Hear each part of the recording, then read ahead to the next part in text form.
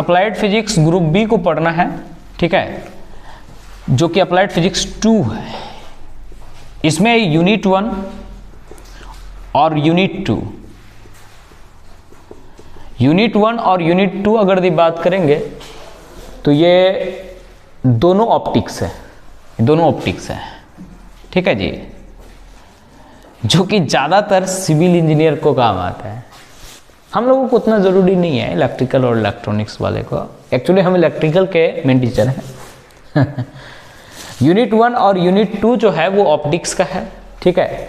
फिर उसके बाद यूनिट 3 की बात करेंगे, ठीक है, तो इसी में हम लोगों का स्टार्ट होता है इलेक्ट्रोस्टैटिक्स।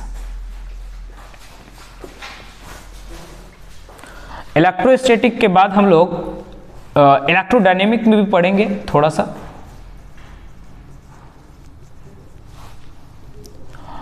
इलेक्ट्रोडायनेमिक पढ़ने के बाद हम लोग इसका इलेक्ट्रोमैग्नेटिज्म पढ़ेंगे आगे, अगला यूनिट इलेक्ट्रोमैग्नेटिज्म।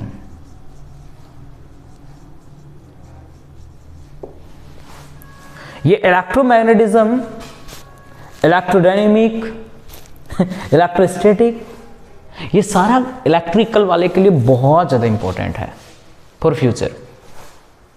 इसीलिए हम चाहेंगे कि ये इलेक्ट्रिकल और इलेक्ट्रॉनिक्स वाले को ये मन भर पढ़ना है, लेकिन कि भाई साहब यूनिट 1 और यूनिट 2 जो है वो ऑप्टिक्स है। अगर ये बात करेंगे हम लोग इलेक्ट्रोस्टैटिक्स, तो सेम चीज़ हम लोग अभी बेसिक इलेक्ट्रिकल और इलेक्ट्रॉनिक्स में भी सेम चीज़ ही होता है, लेकिन थोड़ा थोड़ा अंतर है। इसमें थोड़ा बहुत बेसिक पढ़ना होता है, उसमें थोड़ा सा अंदर जाना है। लेकिन एक्चुअल में अगर दी पढ़ा जाए तो इलेक्ट्रोस्टैटिक्स को बहुत डीप में पढ़ना चाहिए, है ना, क्या कि यही शुरुआत है इलेक्ट्रिसिटी का, ये शुरुआत है। ऑप्टिक्स ये सब एक अलग चीज़ है। ऑप्टिक्स की बात करेंगे तो ये सिविल इंजीनियर को सिर्फ व्यू करने के लिए, टॉप व्यू, फ्रंट व्यू, है ना, ये सब करने के लिए हम लोग ऑप्टिक्स को पढ़ाया गया। पहले तो सिलेबस में था नहीं अभी नया नया लॉन्च करा है ये सब, ठीक है। कहने का साफ साफ अर्थ है भाई साहब कि इलेक्ट्रोस्टैटिक्स आप लोगों को उसमें भी पढ़ना पड़ेगा, बेसिक इलेक्ट्रिकल एंड इलेक्ट्रॉनिक्स में, और इसमें भी पढ़ना पड़ेगा। बस थोड़ा सा प्रॉपर्टीज अलग होगा, थोड़ा थोड़ा बेसिक तो यही चलेगा, लेकिन कि जो आगे सेमीकंडक्टर फिजिक्स है ना, फिर आप लोगों का डिजिटल है, ये सब की बात ये अलग होती है, ठीक है जी।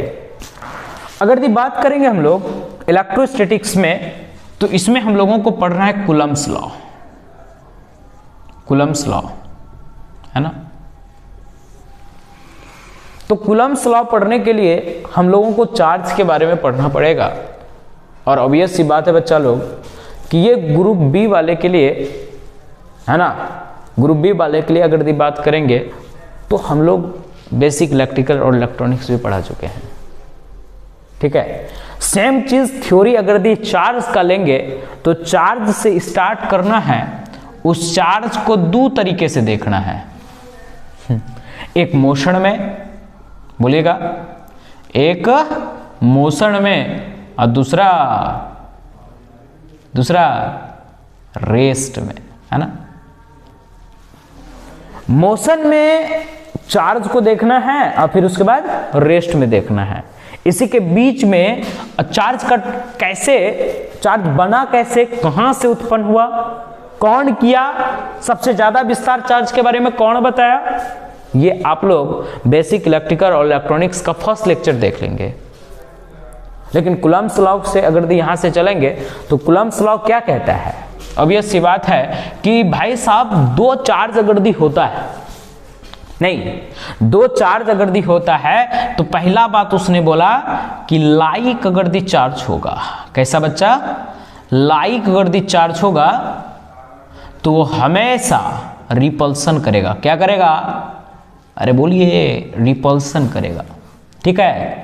अगर दी अनलाइक चार्ज होगा ना बच्चा, क्या होगा, अनलाइक चार्ज, तो इसमें क्या होगा, एट्रैक्शन।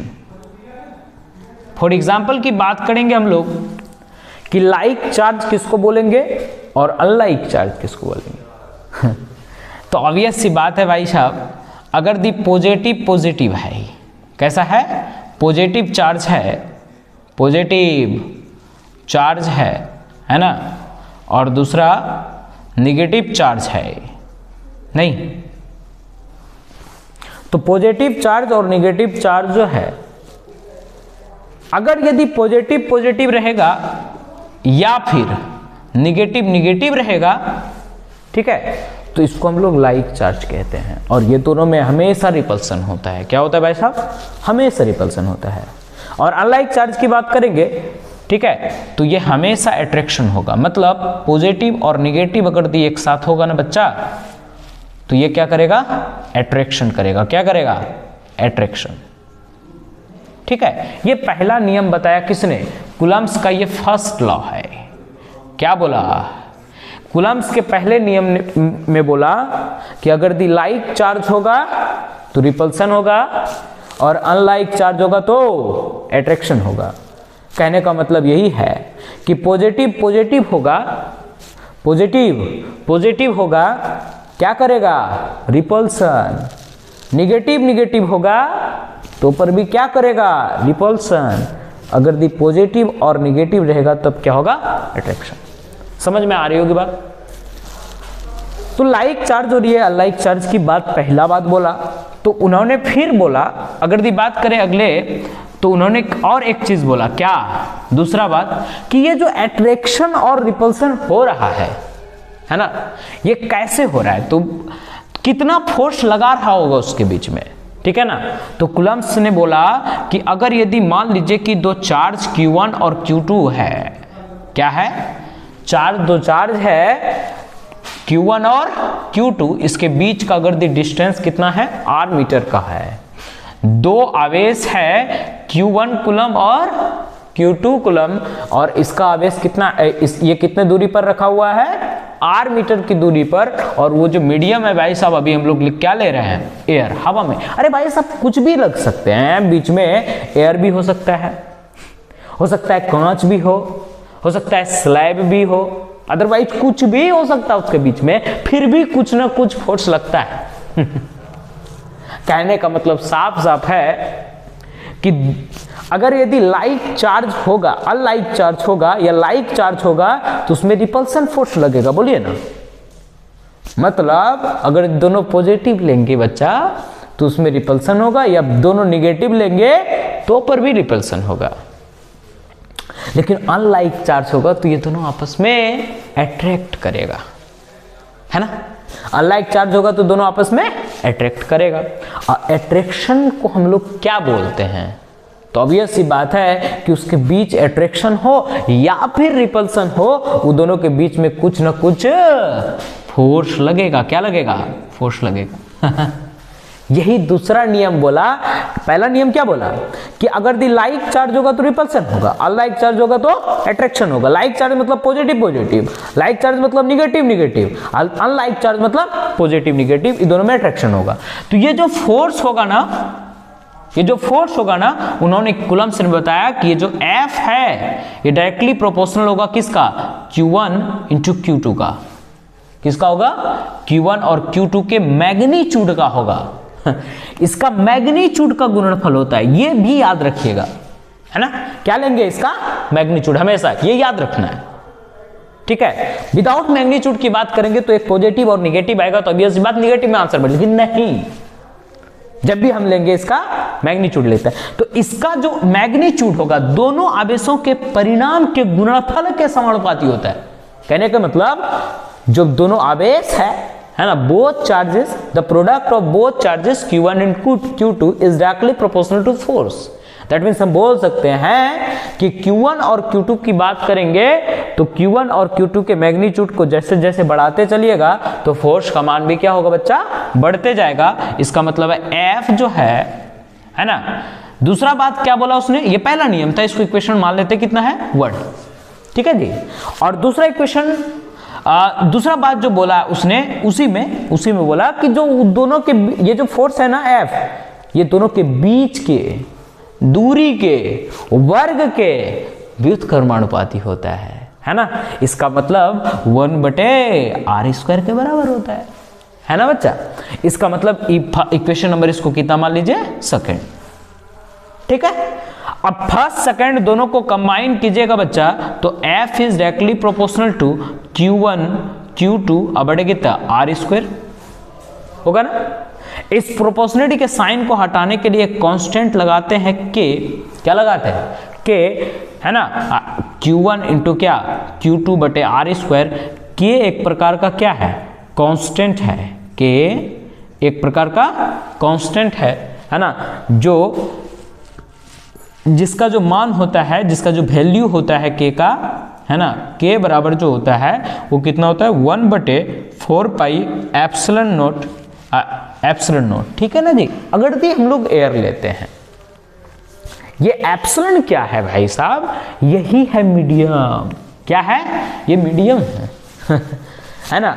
मतलब ये दोनों चार्ज q1 और q2 के बीच का क्या है, माध्यम है, कि बीच में कौन सा चार्ज लेना चाहेंगे, है ना तो कहा जाता है, सिंपल सी बात है, अगर दी लाइक चार्ज है, लाइक चार्ज ऐसे बात करा जाए तो आप लोगों को ज्यादा समझ में आएगा अगर दी उस तरह की बात हम लोग करेंगे। ठीक है जी। लाइक चार्ज उसको बोलेंगे, अरे लाइक चार्ज नहीं समझ रहे हो क्या लाइक चार्ज कहते हैं जैसे क्या, लड़के और लड़के का, है ना। लड़के और लड़के में अगर दी होगा तो लड़का लड़का होगा, दोनों पॉजिटिव ही होगा तो रिपल्सन होगा, ऑब्वियस ही बात है। और निगेटिव होगा तो अट्रैक्शन होगा। अगर दी उसके बीच में उसके गार्जियन अगर दिया जाता है तो वो क्या हो गया, ये दोनों चार्ज के बीच का माध्यम हो गया भाई साहब, कि ये चार्ज जो है या तो उसको पूरी तरीके से रोक देगा, या उसका बाप बोलेगा कि नहीं लड़का बढ़िया, क्या लड़का और लड़की क्या है, बढ़िया है, दोनों q1 और q2 दोनों बढ़िया लग रहा है देखने में, है ना, जोड़ी भी मस्त है, एकदम जबरदस्त है। ठीक है, q1 और q2 का, ठीक है, एक पॉजिटिव है दूसरा निगेटिव है, कहने का मतलब समझ रहे हैं कि नहीं एक बॉयज है और दूसरा गर्ल्स है ना। तो इसका मतलब क्या समझे कि बॉयज और गर्ल्स में अगर दी माध्यम बढ़िया हो, कहने का मतलब साफ साफ है, अरे बीच में उसका गार्जियन बढ़िया है तो गार्जियन ही क्या है, एयर है, उसका मीडियम है, या तो उसको मिला देगा या तो रिपेल कर देगा, दो ही बात होगा, मिलने ही नहीं देगा। ऐसा तो हो सकता है ना भाई साहब। ये r मीटर की दूरी पर है, अरे घर बगले में क्या है, घर बगल में है तो क्या होगा, ऑब्वियस सी बात है, क्या होगा, घर बगल में है तो ये तब तो कोई दिक्कत नहीं है ना।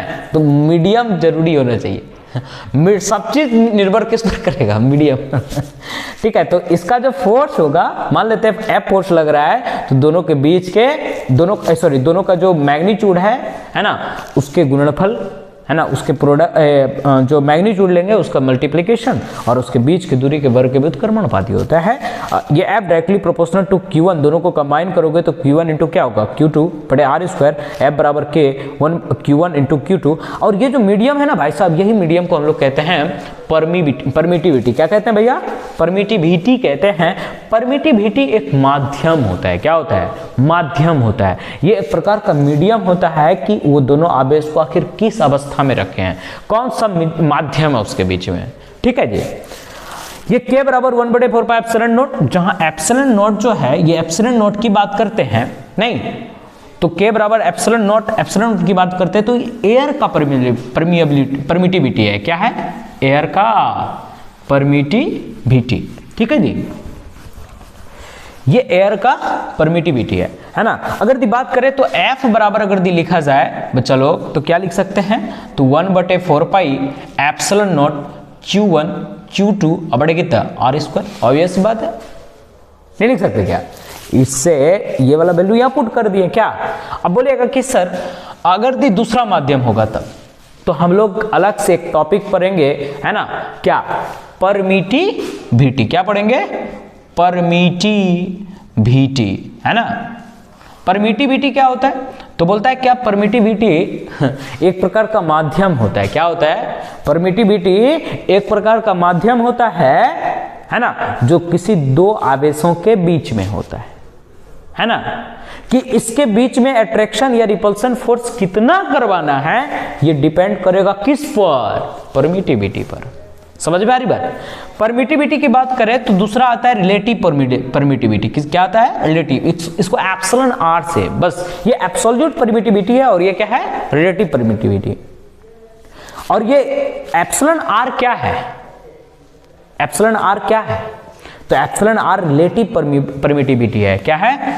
इसको पढ़ेंगे रिलेटिव परमिटिविटी। ठीक है जी, क्या पढ़ेंगे? Relative permittivity. और रिलेटिव परमिटिविटी हम लोग किसी से रिलेट करके निकालते हैं, है ना। और हम लोगों को जो सबसे सस्ता जो परमिटिविटी है वो एयर का होता है। किसका होता है? एयर का। ये बताएंगे हम लोग, अलग से हम लोग पढ़ेंगे एप्सिलॉन के बारे में, एप्सिलॉन नोट के बारे में। ठीक है, अभी तुरंत पढ़ेंगे। तो एप्सिलॉन आर जो है वो क्या है? रिलेटिव परमिटिविटी है। इसका मतलब है भाई साहब कि एप्सिलॉन आर बराबर आप लिखिएगा कि किसी माध्यम में, बोलिएगा एप्सिलॉन रिलेटिव परमिटिविटी किसको बोलेंगे? किसी माध्यम में परमिटिविटी, किसी मीडियम में परमिटिविटी। अब बटे क्या? एयर का जो परमिटिविटी होगा उससे अगर भाग दिया जाता है तो मेरा क्या होगा? Permittivity at any medium. ठीक है जी, आशा करते समझ में आ रहा होगा। ठीक है, तो एप्सिलॉन अगर बात करें मीडियम का तो एप्सिलॉन मीडियम बराबर लिख सकते हैं एप्सिलॉन नॉट इंटू क्या? Epsilon r. ठीक है जी, अगर किसी मीडियम में अगर निकालना है बच्चा तो कैसे निकाल सकते हैं? तो एप्सिलॉन मीडियम की बात करेंगे तो यहाँ पे पुट कर सकते हैं, ऑब्वियस सी बात है ना, कि एप बराबर 1/4 पाई एप्सिलॉन कोई मीडियम का, या नहीं भी दोगे तो वो मीडियम का ही होता है। ठीक है जी, मीडियम इंटू क्या? Q1 Q2 बड़े कितना? R square. ठीक है, अगर इसको और सिंप्लीफाई करना चाहें तो 1/4 pi epsilon naught epsilon r अब Q1 Q2 बटे कितना? R square. ये फाइनल एक्सप्रेशन है कूलम्ब्स लॉ का। ठीक है, कोई दिक्कत वाली बात अभी तक नहीं होना चाहिए, है ना। अगर एप्सिलॉन का मान अगर निकालना चाहोगे, या एप्सिलॉन किसको बोलते हैं? तो एप्सिलॉन क्या है? एक प्रकार का परमिटिविटी है। अगर इसका हम लोग ऐसा ही यूनिट निकालना चाहेंगे तो एप्सिलॉन बराबर लिख सकते हैं बच्चा, यहां से क्या लिख सकते हैं? तो बोलिएगा कि एफ इंटू आर स्क्वायर। ठीक है जी, f into r square into 4 pi नीचे वाला, मतलब 4 पाई, है ना, डिवाइडेड बाई कितना? Q1 into Q2। इसका अगर यूनिट निकालना चाहेंगे तो आप लोग निकाल सकते हैं। F का होता है न्यूटन, R का स्क्वायर मतलब डिस्टेंस है तो वो मीटर का स्क्वायर होगा, है ना। अब बटे कूलम स्क्वायर मतलब न्यूटन मीटर स्क्वायर प्रति कूलम स्क्वायर, इसका यूनिट होता है।